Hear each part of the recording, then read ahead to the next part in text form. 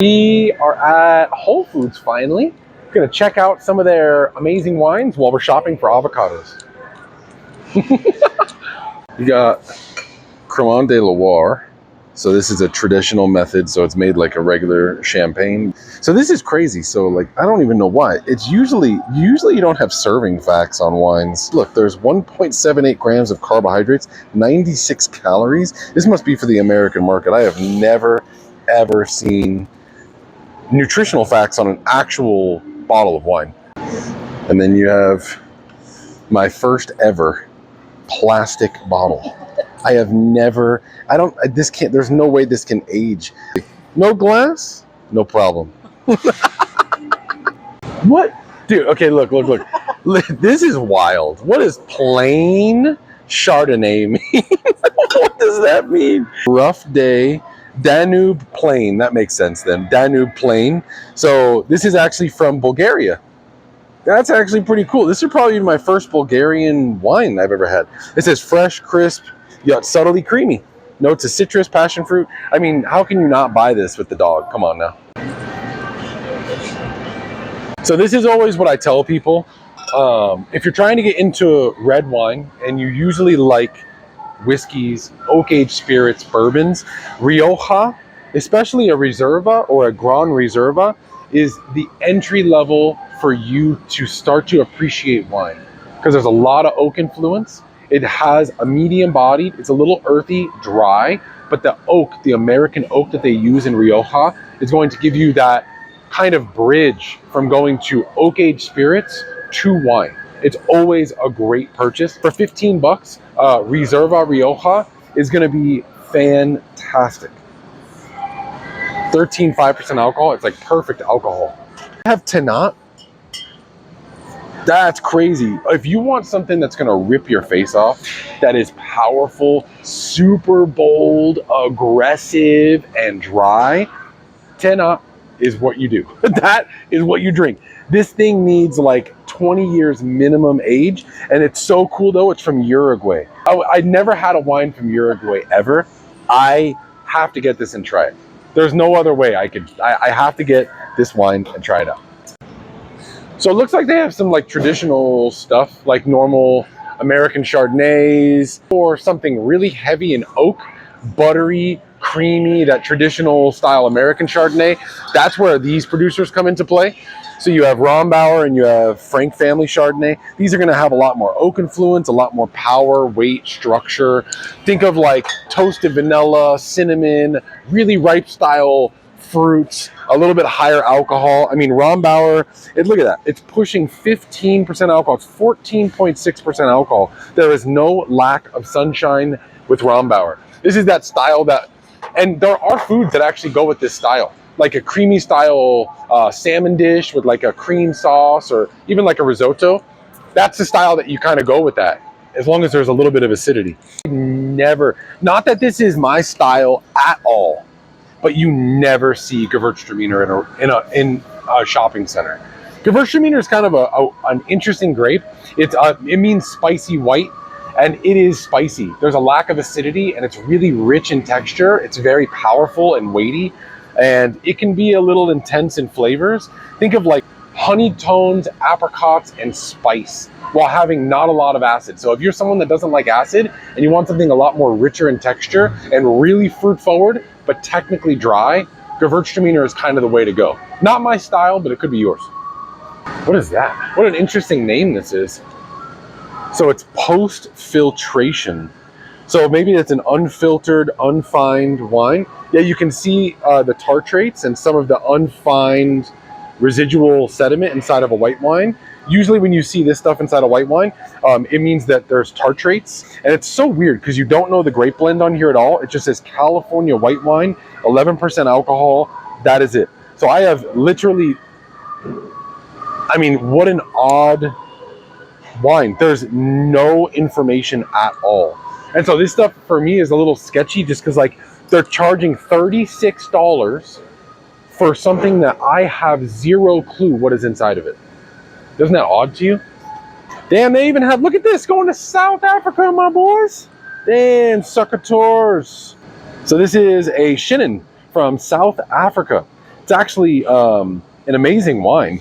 I'm surprised they have it here for $18 too. It's actually a really reasonable price for Chenin. So if you guys haven't had Chenin, it's stone fruit focused. There's a lot of acidity, a lot of minerality, really soft texture, but it's dry. And South Africa does an incredible job at making outstanding Chenin Blanc. So highly recommend it. This word is the pruners that they use for the actual vines and the grapes. So if you want to try a South African white wine that's actually good, they have it here at Whole Foods. Kind of cool. What is this? An Argentinian white? What? We got some Argentinian white over here. Let's go, dude. What do we got? We got Torrontés. Dude, Torrontés is fat style white that is going to be floral and has acidity. Torrontés is outstanding. I love that Argentina's going away from Malbecs and they're trying to integrate more styles into their name. I love Argentina. When I was out in Uco Valley, they do a great job. And Torrontés is incredible. I love Torrontés as a grape. Holy shit, they have Pierre Spar. Dude, they have Alsatian Riesling from what an incredible producer, Pierre Spar. Dude, Alsatian Riesling is incredible. Usually super dry, yeah. And the cool thing is now they're actually doing this. They're making it so it's easier for us consumers to understand what's dry and what's sweet. But this is dry, and it's going to have a lot of that like stone fruit profile. Look, lemon, apple, crisp, stone fruits, mineral undertones. Great, great, great style wine. You see a lot of people asking about orange wine, right? You have, and look, you can even see it's getting more popular. We're at Whole Foods. They have orange wine, orange wine, orange wine, skin contact orange wine, right? So you have all these different skin. What that means is white wine color comes from pigment that's locked inside of the skin of the grape. So if you crush grapes, right? You crush a red grape and a green grape, the liquid's clear, right? So if you let the skin sit with the juice, it creates color. It's called anthocyanin, and that's what gives a wine pigment. So white wines that have skin contact turn this color. They gain color. Usually white wine looks like this. It's clear, right? But then you can see this is not clear. It is orange, and that's due to skin contact. Now, orange wine is not necessarily always my favorite, but that's a little gist of kind of why orange wine is what it is. It's not making wine from oranges. They're grapes, they're white grapes, and they're just skin contact for the white grapes. Wife behind the camera had a question. How do rosés get their color then? So there's two ways generally. There's Chenin, which means to bleed. And when you're pressing the red grapes, the juice will run and it'll bleed into the white juice. And that's what gives you color. It's very hard to determine how deep the color is going to be using Chenin. And the other way is blending. You blend white wine, red wine together to get your beautiful blush color. You don't ever see this in a store. This is Soave Classico. So they use a grape called Garganega in Soave. It's in Italy, and it's such an interesting wine to have here. So you can see Garganega, 100%. Soave is cool because it's almost like tropical and nutty, but dry. So you have like pineapple, then you also have hints of star fruit, then you go into like nuts, you go into like almonds. It has a really nice texture. It's balanced minerality and acidity, not super high, but what an interesting, unique style wine. I used to do a lot of wine pairings with this at the restaurant with certain dishes, but super cool that they sell it here. So look, they even have Sancerre. I mean, Sancerre is getting really hard to come by nowadays, I'll be honest with you. So for 30 bucks, yes, it's a little higher price, but like Le Culé, Sancerre, I mean, 100% Sauvignon Blanc, 2024 vintage. And it's cool because nowadays they'll just tell you everything that you need to know on the back of the label. So it makes it a little bit more apparent of what you're buying. But 12.5% alcohol. This is going to have grapefruit, candied citrus, a lot of acidity. I mean, beautiful, beautiful one. Damn, they got Barolo.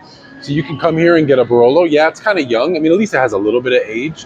You can get a nice Brunello. These are a little pricier for a Brunello, but still, it's cool that you can come here and have your choice between a classified Barolo, a classified Brunello di Montalcino.